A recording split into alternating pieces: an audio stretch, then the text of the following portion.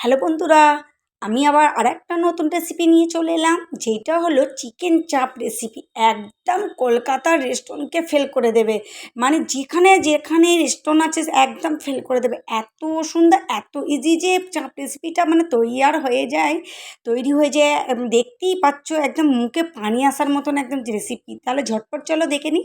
এখানে আমি 2 চামচ নিয়ে নিচ্ছি, চারমগজ নিয়ে নিচ্ছি, তারপরে 2 চামচ নিয়ে নিচ্ছি পোস্ত, তারপরে এখানে নিয়ে নিচ্ছি 4 চামচ কাজু।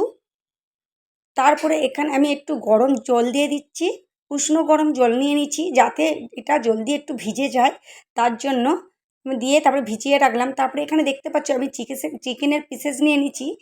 ঠিক এরকম বড় বড় পিসেস নিয়ে নিয়েছি। একে কিন্তু আমি টুকরো করব, একটা করে পিসেস এখানে পিছখান থেকে করব। দেখতেই পাচ্ছ আমি করে নিয়েছি। এরকম বড় বড় টুকরো রাখবো কেন, যখন আমরা চিকেন রেসিপি মানে চাপ রেসিপি খাই, যখন বাজারে যাই আমরা রেস্টুরেন্টে খাই, তখন দেখো এরকম প্রায় মানে বড় বড় পিসেস থাকে। আর তারপরে এরকম করে ঠিক আমি রানগুলোকে মানে কেটে দিলাম, লেগ পিসগুলোকে।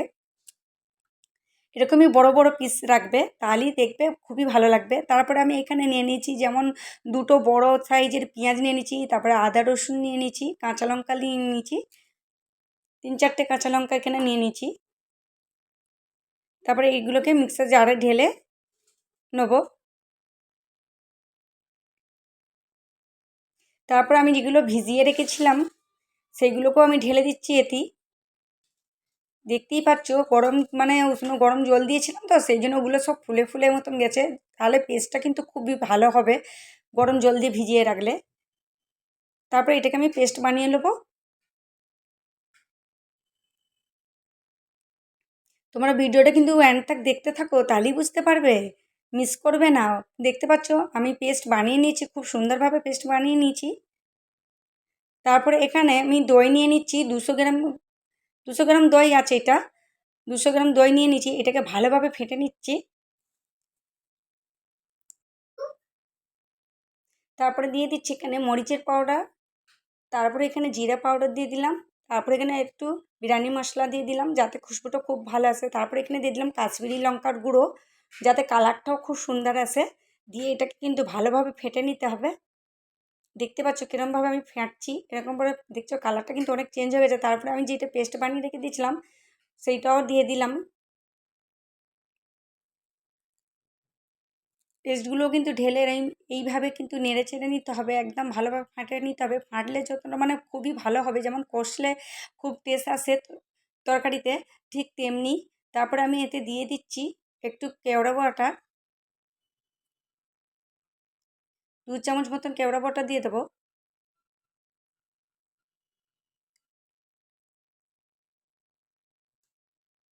তারপরে এতে একটু মিঠা আতর দিয়ে দিচ্ছি, যেটা বিরিয়ানিতে ইউজ করি ওইটা মিঠা আতর দিয়ে দিচ্ছি যাতে খুশবুটা আরও সুন্দরভাবে আসে। তারপরে এখানে আমি দিয়ে দিলাম ফুড কালার, কালারটার জন্য।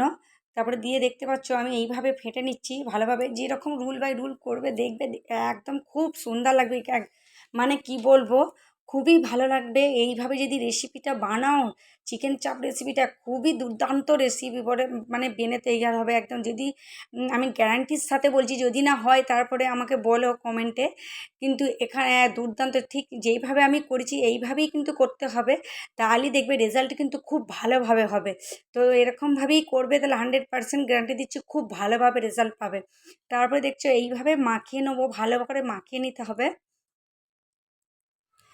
তারপরে ভিতরগুলো মশলাগুলো ভালো করে মাখিয়ে নিতে হবে যাতে টেস্টটা খুব ভালোভাবে আসে। তারপরে আমি এটাকে ঢাক্কান লাগিয়ে ফ্রিজে রেখে দেবো 1/2 ঘন্টার জন্য। তোমরা চাইলে এমনিও বেশি টাইম নিয়ে রেখে দিতে পারো, নাহলে ফ্রিজে রাখলে কী হয় জলদি ম্যারিনেটটা হয়ে যায় খুব সুন্দরভাবে। দেখতেই পাচ্ছ খুব সুন্দরভাবে ম্যারিনেট হয়ে গেছে। তারপরে আমি গ্যাস অন করে কড়া বসিয়ে দিয়ে সাদা তেল দিয়ে দিলাম। দিয়ে আমি এতে একটু বাটারও ইউজ করছি। বাটারটা দিলে আরও টেস্ট খুব মানে ভালো এসে যায়।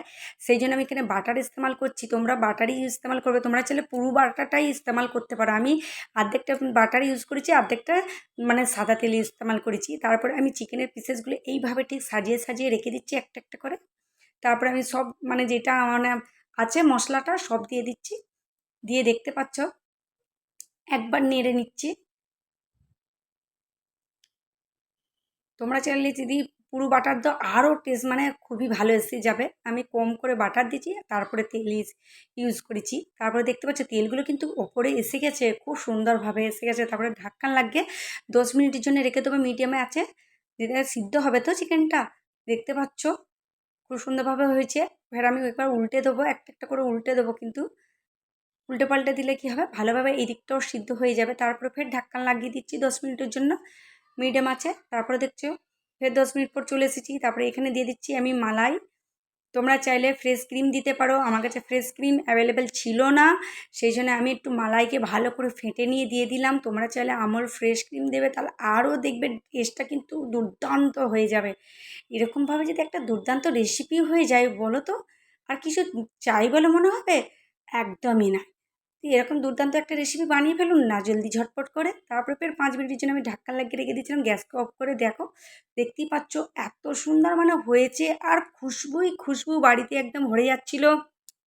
সবাই পাড়া মানে আমাদের আশেপাশে যারা আছে বলে, "কী বানাচ্ছো বৌমা, কী বানাচ্ছো?" মানে এত খুশবু এসে যাচ্ছে যে তোমাদের বাড়ি আজ আমাদের দাওয়াত নাকি, মানে এমন বলছে, মানে এত খুশবু ফেলে গেছে যে মানে মানুষ মানে আশেপাশে সব লোক জিজ্ঞাসা করছে যে কী আজ বাড়িতে বেনেছে, তোমাদের মেহমান আসবে নাকি? আর মানে এতই মানে খুশবুটা মানে ছড়িয়ে গেছিলো, এতই মানে ভালো লাগছিল, খুশবুটাও ভালো লাগছিলো, আর তেমনি টেস্টটাও কিন্তু দুর্দান্ত হয়েছিল।